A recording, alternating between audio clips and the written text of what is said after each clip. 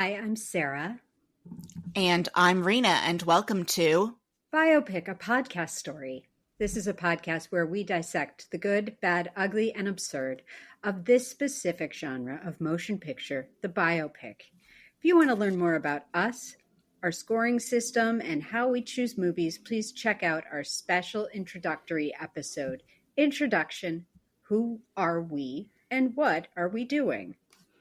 Sara, what movie are we doing this week? This week, we will be talking about and starring Pancho Villa as himself. Can you give us the trigger warning? This movie contains depictions of violence, child death, adult death, racism, white saviorism, and pretentious Ivy League graduates correcting other people's Spanish pronunciations when they don't speak the Spanish language all that well themselves. Also, there's sex in this movie, but I think it was all consensual. I agree, it was. And can you give us the spoiler warning? Spoiler warning. We are going to spoil everything, including possibly the major plot points in works of narrative art having nothing to do with this particular movie. Consider yourself warned. Some of the sources we used in the making of this episode include Fire and Blood, A History of Mexico by T.R. Fehrenbach, and articles in the Daily Beast and the New York Times. I also read the book Pancho Villa by Hal Markowitz, which, as it happens, was written for the preteen audience. It was about 70 pages. It's concise and informative, but that is what I was able to request from Brooklyn Public Library out of English language biographies of the great Mexican revolutionary. So thank you for your excellent efforts at representation, Brooklyn Public Library and American publishing houses that don't see fit to offer translations of biographies of major figures in the history of our neighbor to the south. Aina, can you please tell us a little bit about Pancho Villa? I sure can. So instead of reading Wikipedia out loud, some fun and pertinent things about Pancho Villa. Pancho Villa was a Mexican guerrilla leader from Chihuahua State who played a key role in the Mexican Revolution. His real name was Doroteo Arango, and he was born in 1878 and died in 1923. His story includes escape from prison and a ton of crazy battle stuff. He had 24 children that he knew of, possibly more. His head was stolen from his grave, so we have another Evita Peron situation, except that his head has never been found. And that is an incomplete biography of Pancho Villa. You know, one of the things that has surprised me about the journey that we're on with this podcast is the number of times we have been called upon to talk about the corpses of the subjects of the films that we're covering. It's just interesting to me. I didn't expect to have so much corpse talk on this show, and I'm not mad about it. Just didn't see it coming. So, Sara, can you please tell us a bit about the made-for-TV HBO movie and starring Pancho Villa as himself? Of course. And starring Pancho Villa as himself is a 2003 biopic starring Antonio Banderas as the eponymous Mexican rebel leader. It's directed by Bruce Beresford and written by Larry Gelbart. And at the time, it was the most expensive TV movie made, costing $30 million in budget.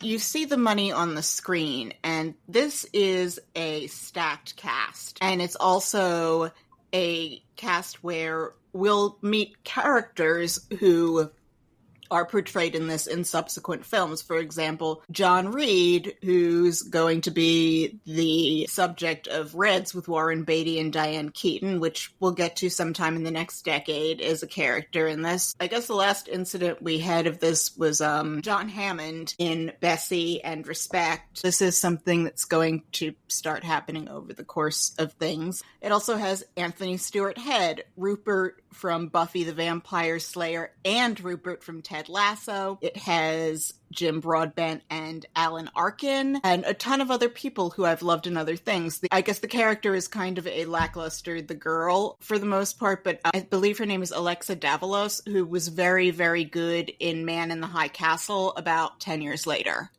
Yeah. And then also the list of people who worked on this film. Larry Gelbart also wrote Tootsie. Yep. There are a slew of people involved in this who also worked on a lot of other fantastic films. This movie also benefits from allusions to the making of the most dreadfully impactful film in history of filmmaking, Birth of a Nation. I guess, up front, I am so meh about this movie. I should really like this movie. It's a movie about movie making. We love those. And this, I did not. The energy was really off for me. It wasn't clicking. And I'm going to lay this at the feet of one Bruce Beresford, who we previously discussed on the Bessie episode. He directed, most notably, Driving Miss Daisy. I do not care for his work. As you'll recall, just let this play out here. As you'll recall from my storied personal history, I got into a big fight with a college professor about Driving Miss Daisy and whether or not it was good. And I was wrong to think that it wasn't. God rest his soul, Larry Gelbart was not the right person for this project to write it. This movie is so, to me, desperate for a point of view, and it sort of circles moments of having a POV, and then it goes nowhere, and there's no excuse for this. Wag the Dog had already come out years before this. I should also mention, again, from my incredibly fascinating personal history, we studied Larry Gelbart in a TV class I took in college, where we studied the show MASH and talked about the creation of the show and how the writers of the show blended this sort of Catskillian, broad early TV comedy style with the Korean War and differing opinions on this matter. I don't care for some of Larry Gelbart's most significant output. I'm seeing this connection now. Bruce Beresford in the Driving Miss Daisy is the experience of a Black person seen through a white lens. And this is the experience of Mexican people seen through multiple white lenses. And the boringest white lenses in the history of ever, too.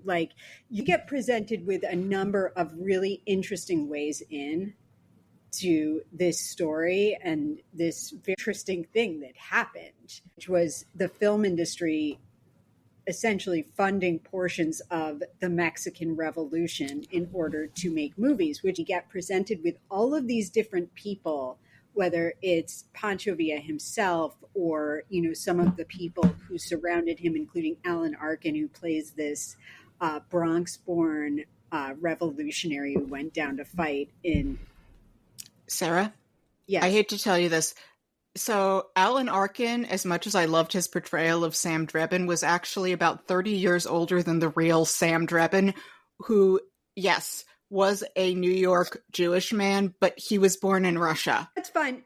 And yeah. I guess I'm an Alan Arkin stan, so it's okay to me that they played him completely not what he was.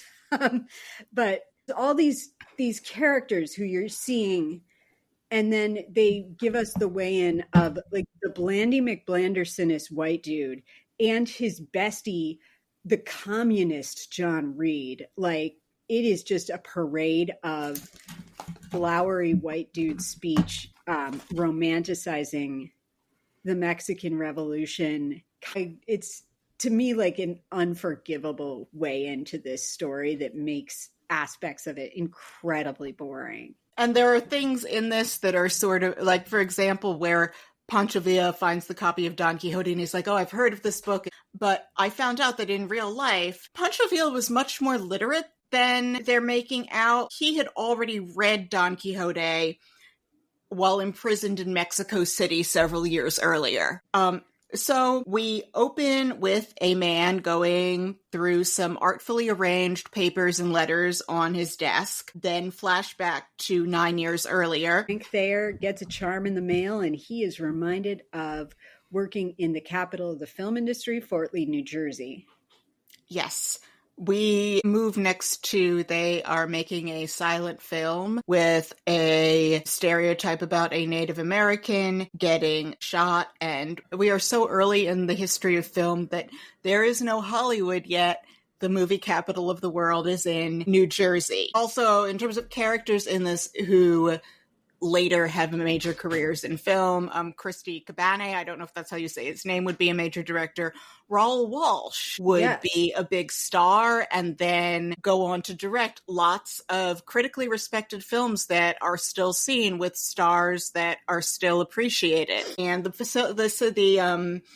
films that we are on is owned by the Mutual Film Company. Mr. D.W. Griffith is on set making a short film, and we meet film executive Harry Aitken and his nephew Frank Thayer. We have like the excessively interesting, always like doing something that's intriguing Jim Broadbent. And I don't know if this actor Owen Bailey was just, you know, like he didn't have a lot to work with character wise. I'm sure he's a fine actor. He is just so bland. The character is written so uninteresting. Like it's almost, it feels like they're kind of expecting him to be interesting because he's white, young.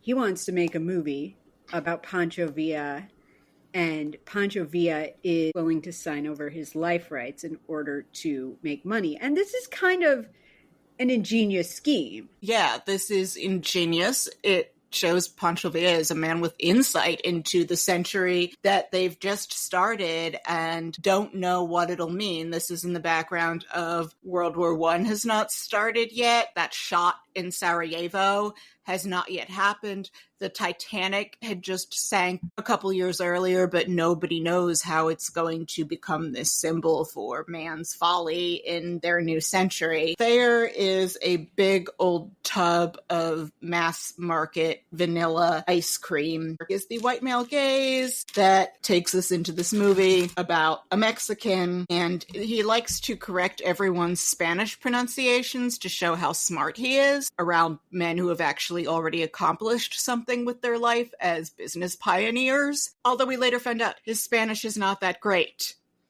It's an obnoxious character trait. I don't know if it's supposed to delight and charm me, but it is a gimmick that is tired the second it starts. The most fun moments in this for me were when people were showing these elements of, oh, all of this was there from the beginning, like how quickly Pancho Villa picks up the lingo around film production. There's one point later on where he says iris in, iris out, or when he's doing contract negotiations, and there are agents who still sound like this but don't have guns. Those were like the most fun parts, the parts about how quickly Villa has a line on all of the things that are about to happen in this industry that doesn't have much to do with him, except that they're using him as the subject of the first feature-length film. The most lively parts of this movie were where you were seeing like those worlds collided and contrasted, and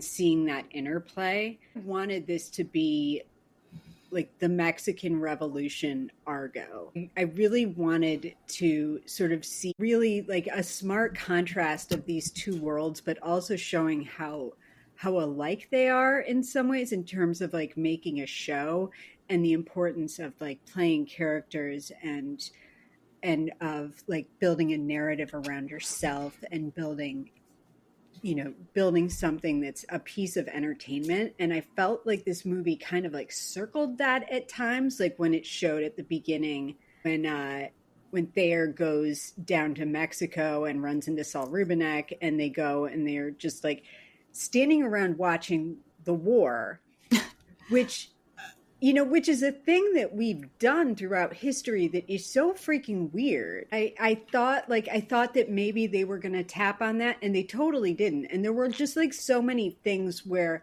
I found myself frustrated as a viewer, where I thought they were going to play something up more. And instead it was just, like, then we'd hear John read his own work, and oh my God, kill me. I can't. John Reed is a man in love with his own turn of phrase much more than he will ever love Diane Keaton. So Frank goes to Mexico in a linen suit and a Harvard tie, and everyone's watching the war. And that made me remember that when I was 5 or so, I thought that wars were like a football game and people would go watch as an audience. And touching on what you're saying, I think there are actually stories about people from Washington, D.C. getting in carriages to go watch the first Battle of Bull Run. Yes. That is a thing that very much happened. So everyone arrives at the border to watch the war. He says, "That's not gunfire, is it?" We meet John Reed. We see oil fields burning up. And then there is a British man drinking who is one William Benton, played by Rupert Giles from Buffy the Vampire Slayer. Benton is an example of what happens when rich white people dive into radical chic and wind up making asses of themselves, in his case, fatally. And they wave a big red handkerchief, and Pancho stops the battle to go have contract negotiations. So they sit down to make a deal. It's never explained why there are desserts everywhere. And we meet Sam Drebin, played by Alan Arkin, who's a much more fun entree into this world in terms of how he talks about people around him. He shows up and he's basically like, has this energy of like, everyone step aside, there's a real actor here who is going to make this interesting again. Can we talk about Banderas? I think he gives a very energetic performance. Yes, we can. He was really great. And again, because I didn't know where this movie was going, I wasn't sure if Pancho Villa was going to be kind of a buffoon in the mix of this. Like, I just wasn't sure where they were going to take things with this character. And he brought a lot of depth to it. I think that it seems like he really captured Pancho Villa's sort of man of contrasts status. And he's delightful. He's delightful in everything, but he is delightful in this. Well, Pancho Villa has genius for recognizing the world beyond himself, where he knows much more than you'd expect.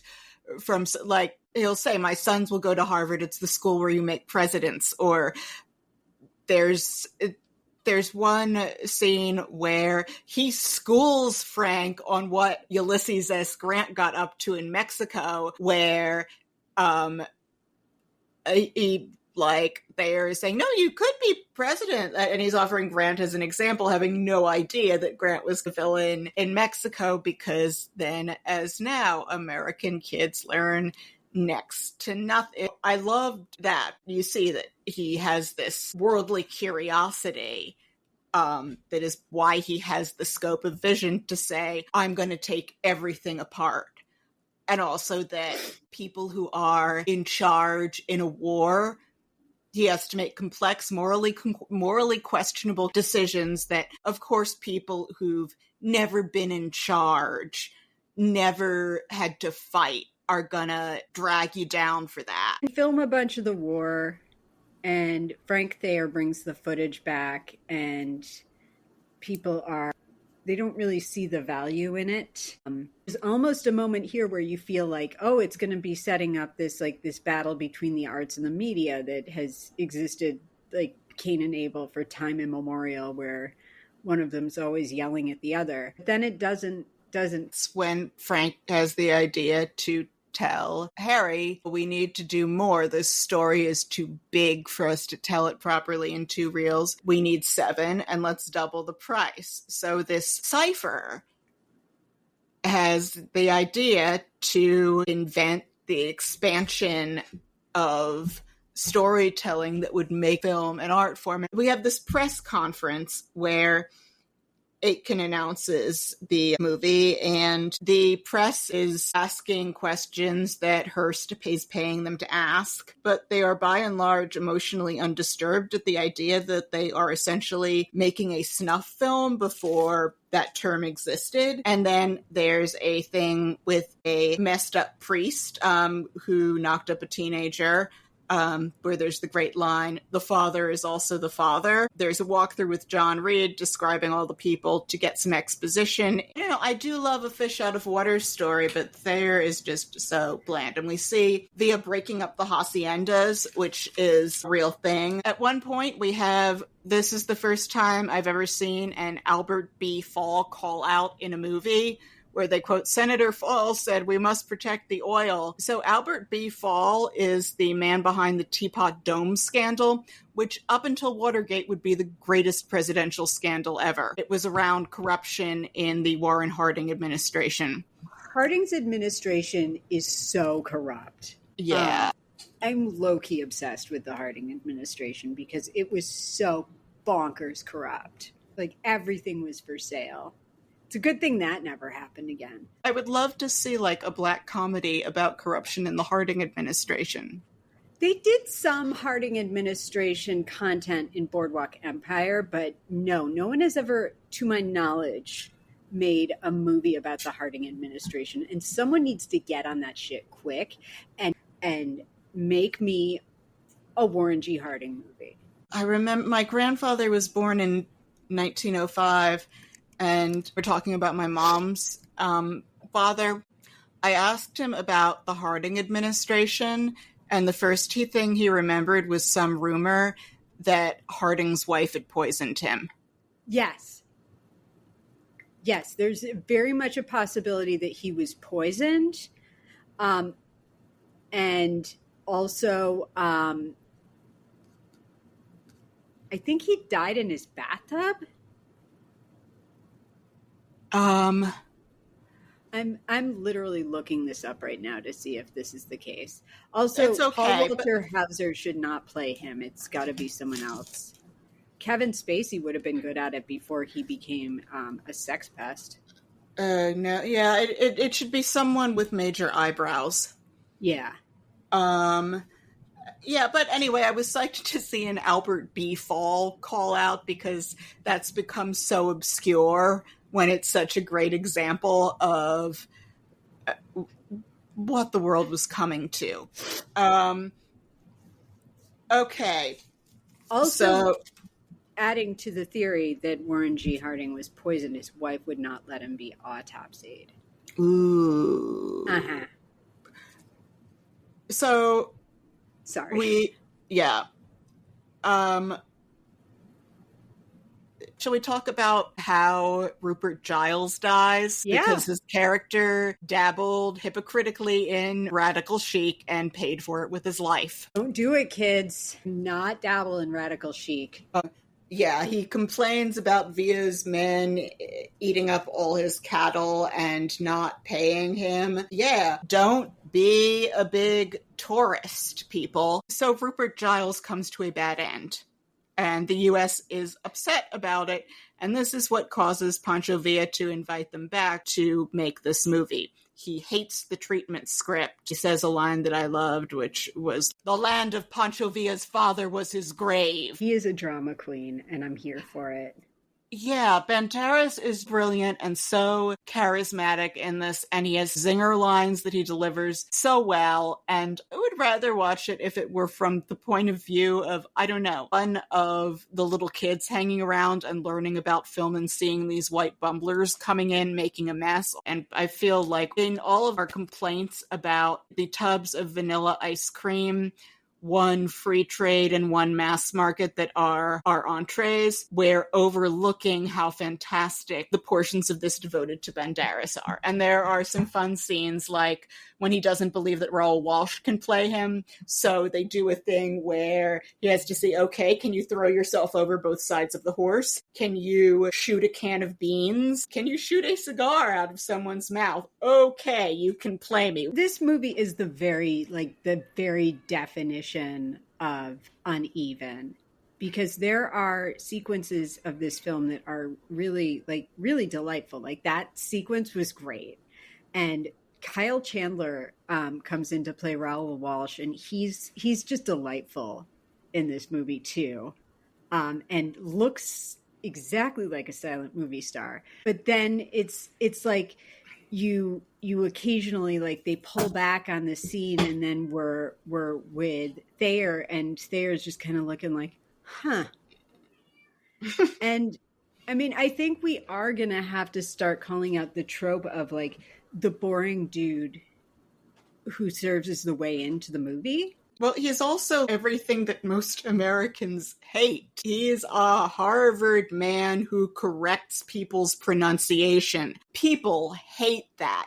And I guess it kind of shows him becoming more of a man, or becoming this businessman who makes an argument. But this does all come to naught in the end, because we find out, and the internet confirmed it. It's unclear what he did with the rest of his life, whether he was like peripheral in film or what. But he has some arguments about film to make. Of course, they have brought in 2 white ladies to play Via's mother and his sister, including Teddy Sampson, who we met at the beginning when Thayer gave her his gloves.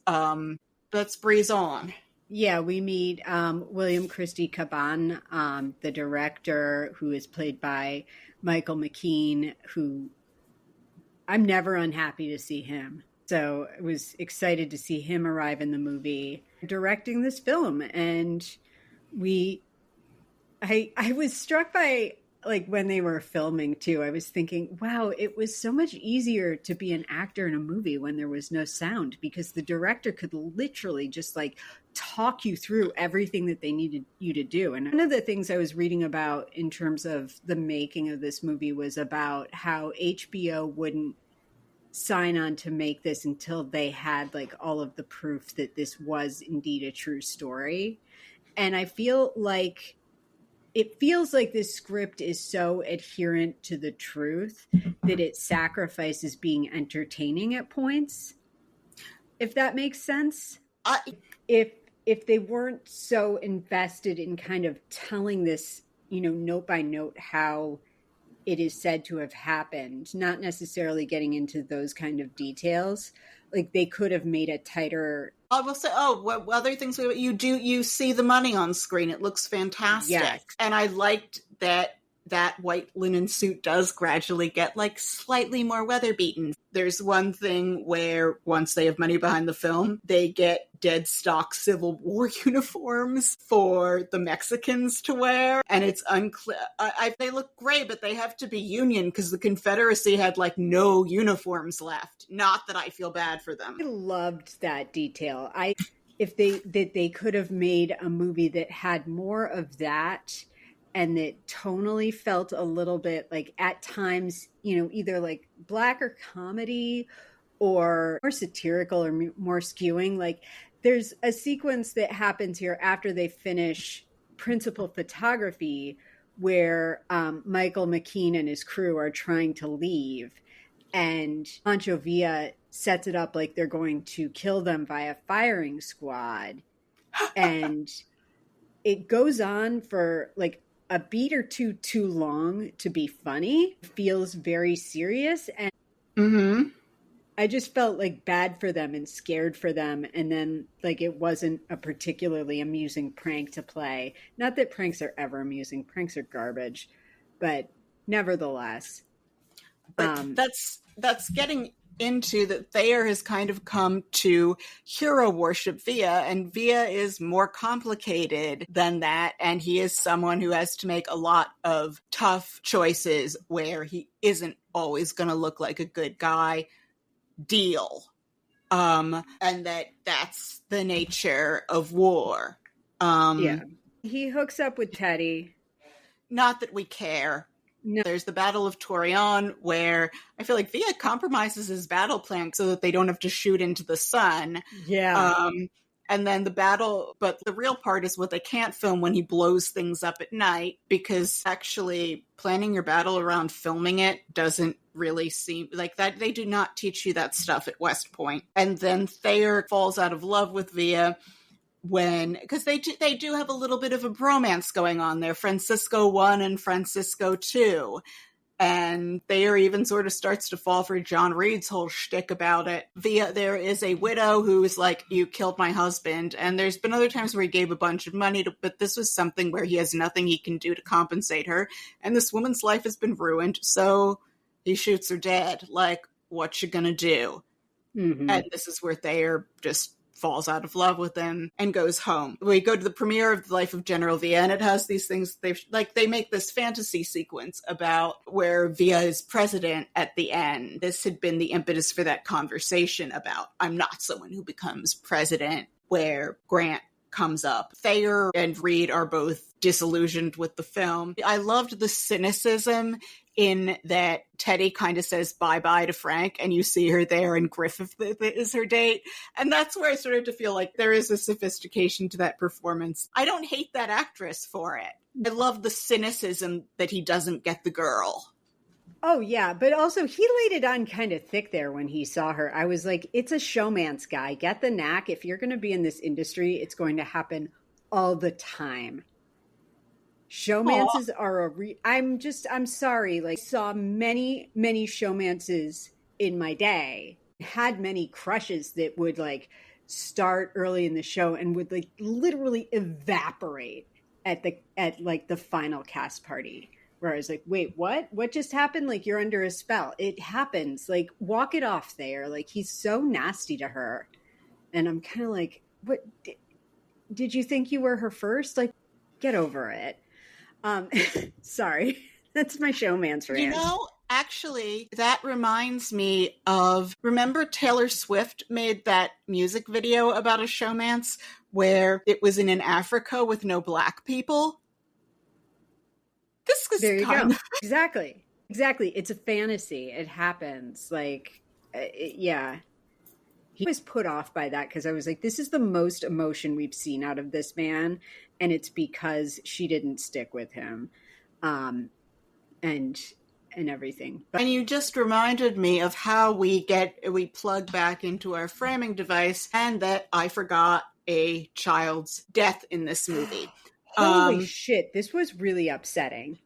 Right. There are these two little boys who have been Thayer's film assistants, where you see him showing them the camera, and then Villa's soldiers before battle and says, these boys are heroes of the revolution. They have to, Thayer's like, no, these are little kids. And Villa says, okay, they're going to have a race, and the one who runs faster, I keep, which kind of makes sense because you want the kid who can run away faster shooting at people. The other kid gets killed, and it's on film. You see people watching a child actually die on film because they've made the world's first snuff movie. And I should add here, there are stills, but there is no existing print of The Life of Pancho Villa for us to look at. Something like at least 2/3 of the silent movies ever filmed are just gone. We have their posters and a still here and there. This was the fate of many a movie that was considered quite influential. We just didn't have any sense of the history of the art until it had been around for at least a couple generations.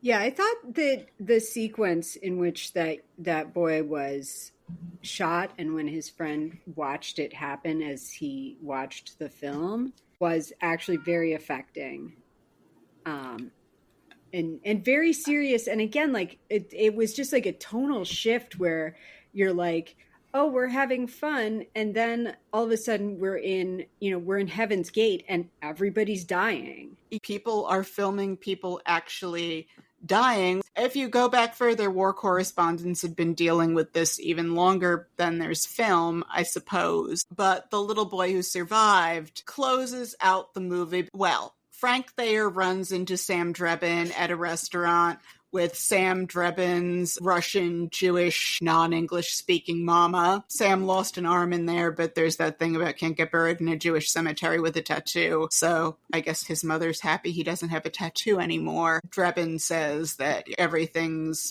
nothing's really changed. And I think this was a thing where Drebin became disillusioned with Villa after Pancho started fighting with America. He led a fascinating life. He was one tough Jew. I feel like in real life he would have had a Russian accent, and he would have been about 30 years younger than Alan Arkin, but Yeah, do you really want to give up Alan Arkin, who's like so much fun to watch in this? Anyway, the little boy who survived because he was a slower runner writes to Frank Thayer about how Villa died, and then Frank Thayer makes good on his promise of going to Mexico and showing them that print of the movie, and we close out. Did we miss anything? Yeah, I think that covered it. Yeah. Oh, do you want to talk about Pedro Armendariz Jr.? Oh, yes. Pedro Armendariz Jr., the son of the man who played Jamuka in still the worst movie we've ever rated on this, The Conqueror, is in this film as one of the guys in Villa's army. So Pedro Armendariz Jr. It's an interesting crossover. Also, another thing I found, one of the sons of Pancho Villa, I do not know if any of Pancho Villa's sons ever actually went to Harvard, but one of them became a Hollywood stuntman, and as it happened, did stunts for John Wayne. I'm troubled by how all roads also lead back to The Conqueror. Pedro Armendariz was in at least 2 other biopics on the list. There's one where I think you see him as King Henry II of France, because England and France both have multiple Henrys. Interesting casting.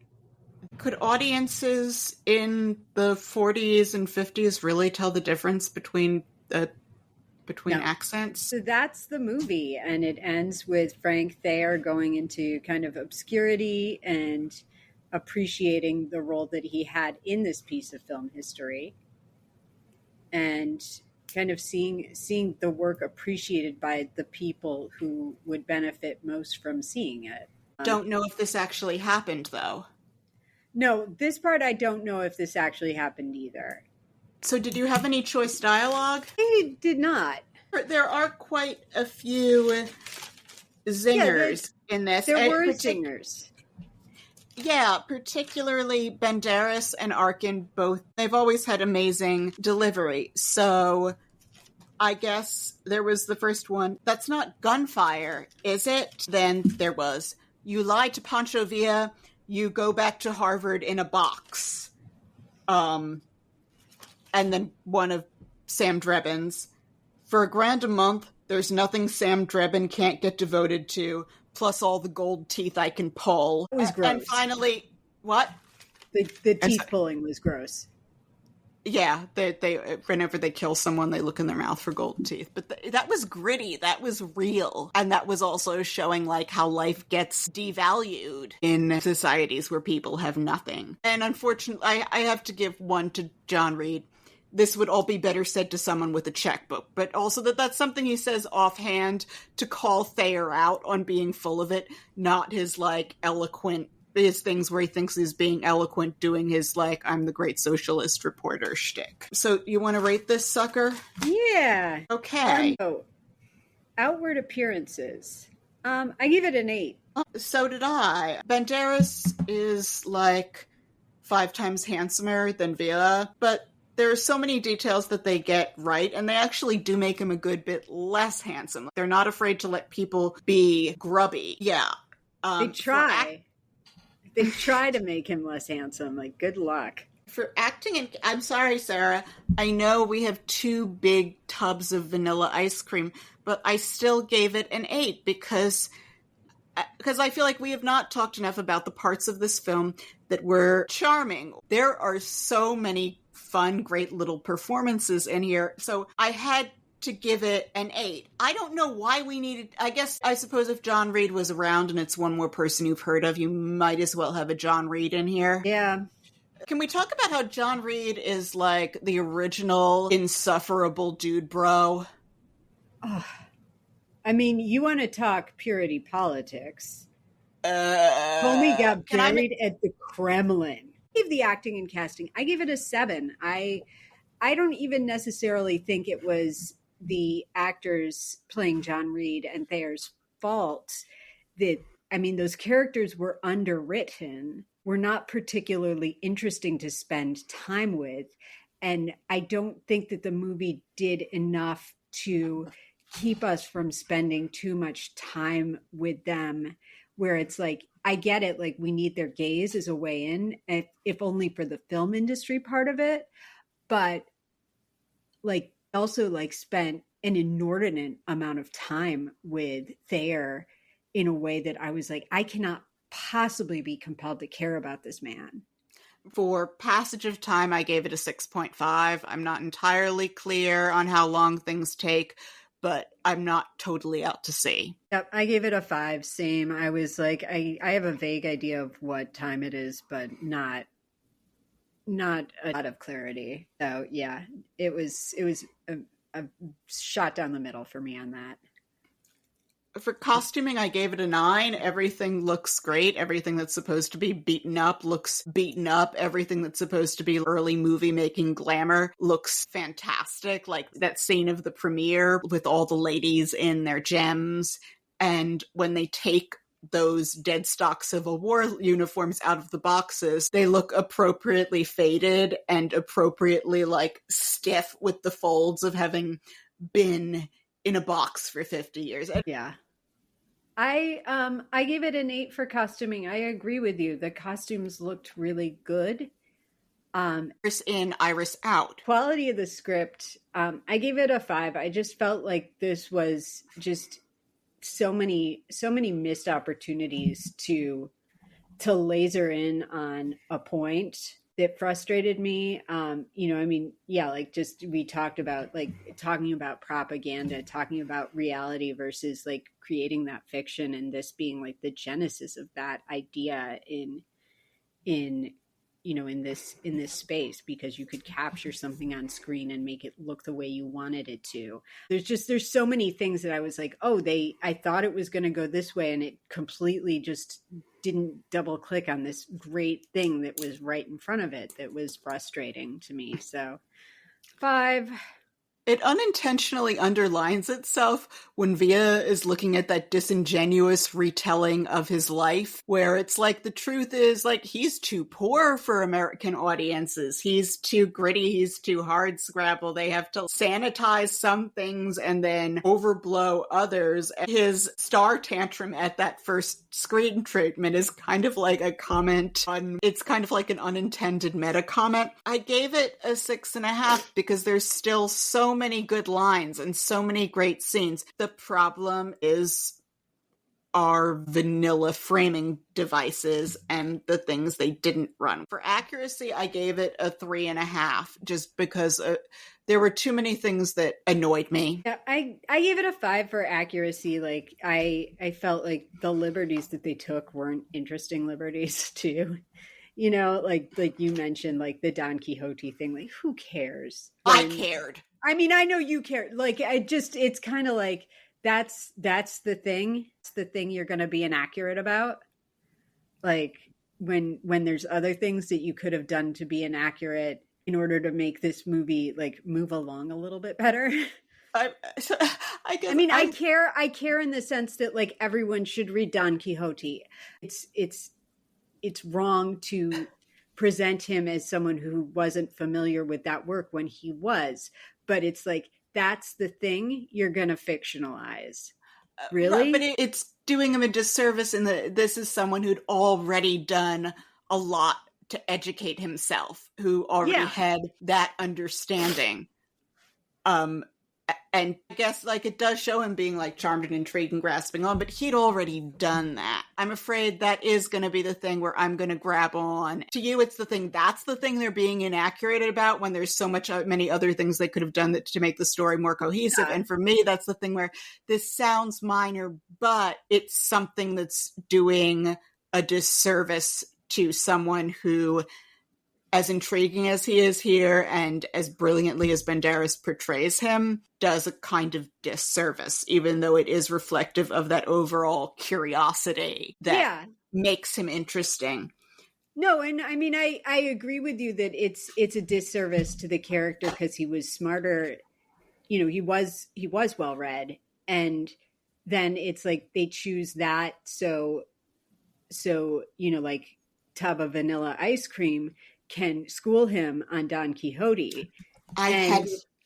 Yeah, And I like hadn't even thought of that. Sorry. that's the kind of thing where I'm like, that's the thing you choose to be inaccurate about, and you didn't choose to like make the movie more propulsive or to like cut out the sequence where he goes back and forth to America, to get the film off the ground. Like, there's things that they could have done to tighten it up. If you're gonna futz with the reality of it, they could have made the movie more interesting and more, these are the things they're choosing.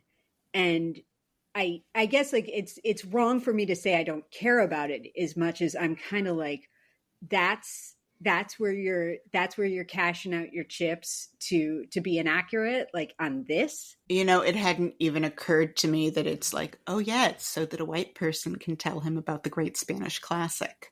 Yeah. Storytelling, you're gonna hate me. I gave it a 7, and yeah, the 3 off was for the white people framing, the very bland white people framing devices, but there's still so much that kept me really delighted to watch. I could wait 3 to 5 minutes for the white people's presence to dwindle so I could watch Banderas and this like comment on filmmaking and on learning about how we react to world. I just had like a few minutes of putting up with boring white people to get back to things that were interesting.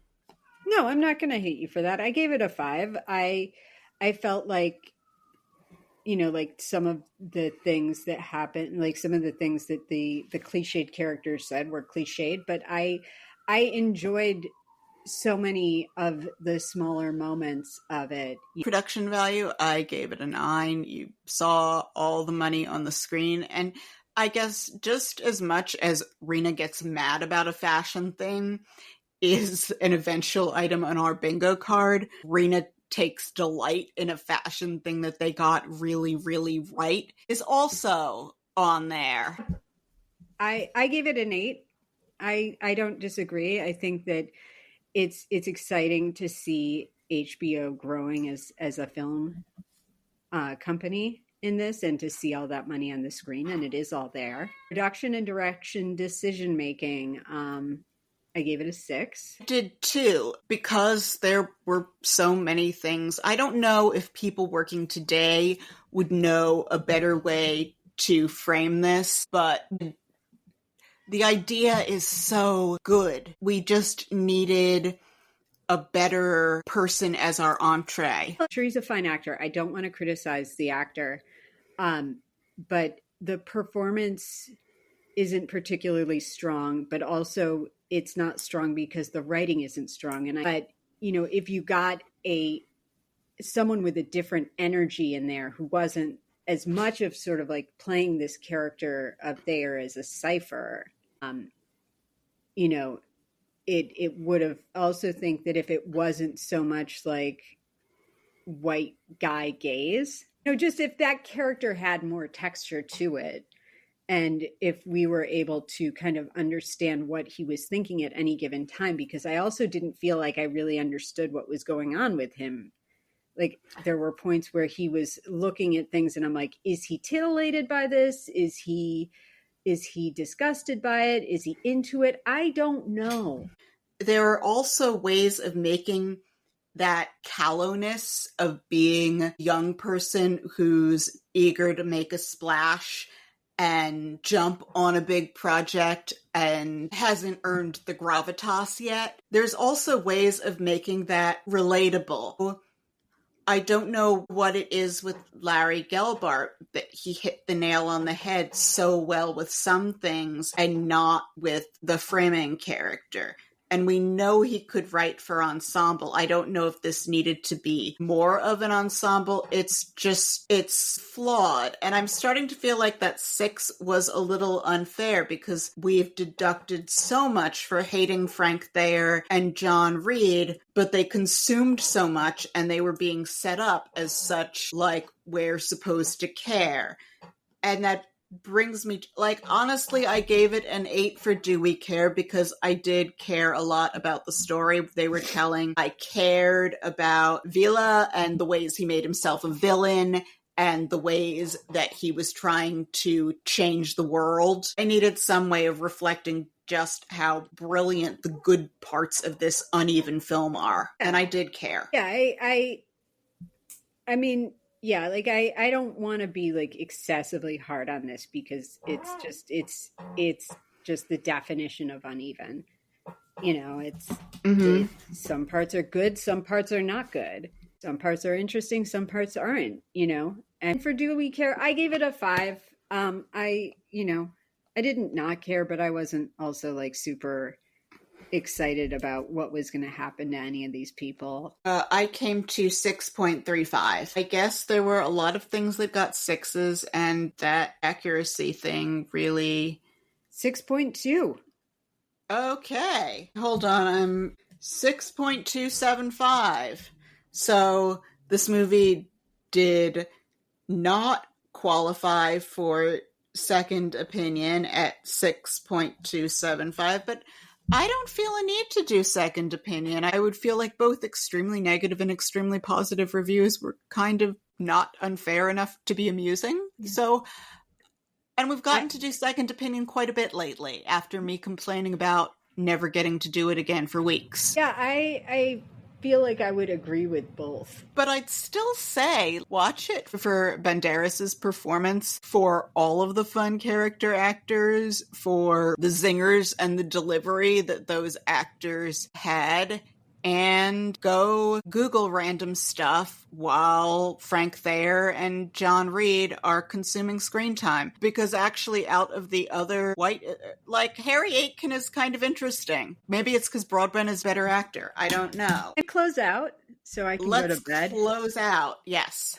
Okay. So if you liked this show, please leave us a 5-star rating and subscribe to us on iTunes, Spotify, or wherever you get your podcasts, and tell a friend, or better yet, plural friends, and share us on social media. We hear it helps.